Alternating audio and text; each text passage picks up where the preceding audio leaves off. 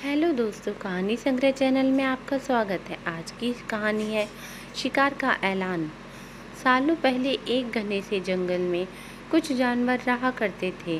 उनमें से एक शेर था और उसकी सेवा में हरदम लोमड़ी, भेड़िया, चीता और चील रहते थे।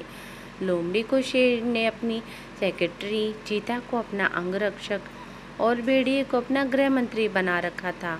इसके अलावा चीता दूर दूर की सारी खबरें लाकर शेर को देता था, यानी वो भी खबरी का काम करता था। इन चारों को भले ही शेर ने अच्छे अच्छे पद दे रखे थे, लेकिन दूसरे जानवर इन्हें चापलूस मंडली कहते थे। सबको पता था कि चारों कोई काम करें चाहे ना करें, लेकिन शेर की चापलूसी खूब अच्छे से करते हैं। रोजाना चारों जानवर शेर की बढ़ाई में कुछ शब्द कह देते थे, जिससे वो खुश हो जाता था। इन सब के चलते जैसे ही शेर शिकार करता था, तो अपना पेट भरने तक खाने के बाद वो अपने चारों खास पद में बैठे जानवरों को बाकी का हिस्सा दे देता था। इसी तरह लोमड़ी, भेड़िया, चीता और चील की जिंदगी बड़े ही आराम से कट रही थी। एक दिन खबरी चील ने अपने चापलूस दोस्तों को आकर बताया कि काफी देर से सड़क के पास ही एक ऊंट बैठा हुआ है। भेड़िए ने सुनते ही पूछा, क्या वो अपने काफिले वालों से बिछड़ गया है? चीते ने इस सवाल को सुनते ही कहा कि चाहे जो भी हो, हम उसका शिकार करवा देते हैं शेर से। उसके बाद कई दिनों तक आराम से उसे खाएंगे। इस बात को सहमति देते हुए लोमड़ी ने कहा कि ठीक है, मैं जाकर राजा से यह बात करती हूँ। इतना कहकर सीधे लोमड़ी शेर के पास पहुँची और बड़े ही प्यार से बोली, महाराज, हमारा दूत खबर लेकर आया है कि एक ऊंट हमारे इलाके में आकर सड़क के किनारे में बैठा हुआ है। मुझे किसी ने बताया था कि मनुष्य जिन जानवरों को पालते हैं, उनका स्वाद काफ़ी अच्छा होता है, एकदम राजाओं के खाने के लायक। अगर आप कहें तो मैं यह ऐलान करवा दूं कि यह ऊंट आपका शिकार है।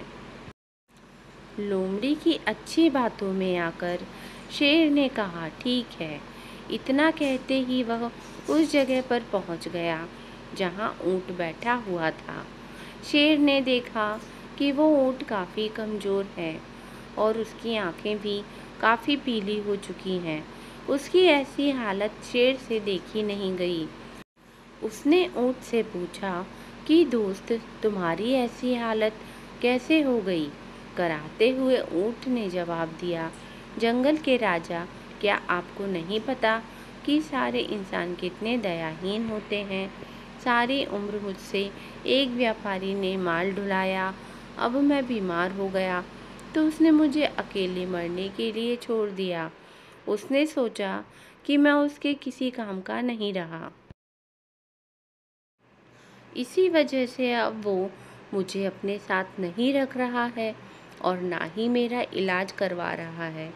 अब आप ही मेरा शिकार कर दीजिए ताकि मुझे इस दर्द से मुक्ति मिल जाए। इन सब बातों को सुनकर शेर को काफ़ी दुख हुआ। उसने ऊँट से कहा कि अब तुम इसी जंगल में रहोगे हमारे साथ, यहाँ तुम्हें कोई भी नहीं मारेगा। मैं ऐलान कर देता हूँ कि तुम्हारा शिकार कोई जानवर नहीं करेगा। शेर की इस दयालुता को देखकर चारों चापलूस जानवर दंग रह गए। धीमी आवाज में भेड़िए ने कहा कि कोई बात नहीं, बाद में इसे किसी तरह से मरवा देंगे। अभी जंगल के राजा का आदेश मान लेते हैं। ऊँट अभी उसी जंगल में आराम से रह रहा था। अच्छे से हरी घास खाते खाते ऊँट एक दिन बिल्कुल स्वस्थ हो गया। वो हमेशा शेर के प्रति आदर भाव रखता था। शेर के दिल में भी उसके लिए दया और प्रेम की भावना थी। अब शेर की शाही सवारी भी ऊँट निकालता था। वो शेर के चारों पदाधिकारी जानवरों को अपनी पीठ पर बैठाकर चलता था। एक दिन चापलूस जानवरों ने जंगल के राजा शेर को हाथी का शिकार करने के लिए कहा। राजा भी मान गया, लेकिन वो हाथी पागल था। उसने शेर को बुरी तरह से पटक दिया। किसी तरह से शेर पागल हाथी से बचा तो शेर बच तो गया, लेकिन उसे काफ़ी चोट लग गई। अब बीमार शेर बिना शिकार किए किसी तरह से अपनी जिंदगी जीने लगा। उसके सेवक भी भूखे थे। उनके मन में हुआ कि आखिर ऐसा क्या करें कि कुछ खाने को मिल जाए। फिर उनका ध्यान हट्टे कट्टे हो चुके ऊंट पर गया। सबने मिलकर एक तरकीब सोची और राजा के पास चले गए।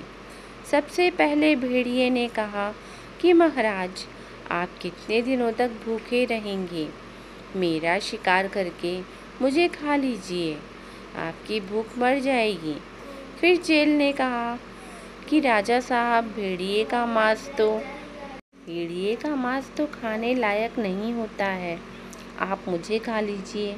चील को पीछे धकेलते हुए लोमड़ी बोली, तुम्हारा मांस इनके दांतों में ही लगकर रह जाएगा, आप इसे छोड़िए, मुझे खा लीजिए।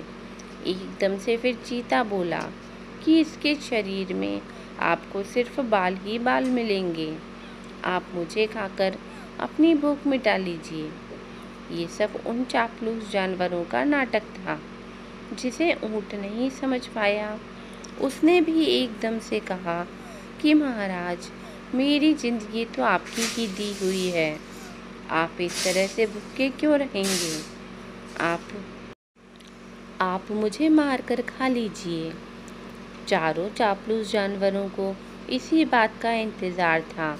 उन्होंने एकदम कहा कि ठीक है महाराज, आप ऊँट को ही खा लीजिए। अब तो ये खुद ही कह रहा है कि मुझे खा लो, और इसके शरीर में मांस भी काफ़ी ज़्यादा है। अगर आपकी तबीयत ठीक नहीं लग रही है तो इसका शिकार हम कर देते हैं। इतना कहते ही चीते और भेड़िए ने मिलकर एक साथ ऊँट पर हमला कर दिया, जिससे कुछ ही देर में ऊँट की मौत हो गई। कहानी से सीख, अपने आसपास चापलूस लोगों को नहीं रखना चाहिए। वे हमेशा अपने फायदे की ही सोचते हैं।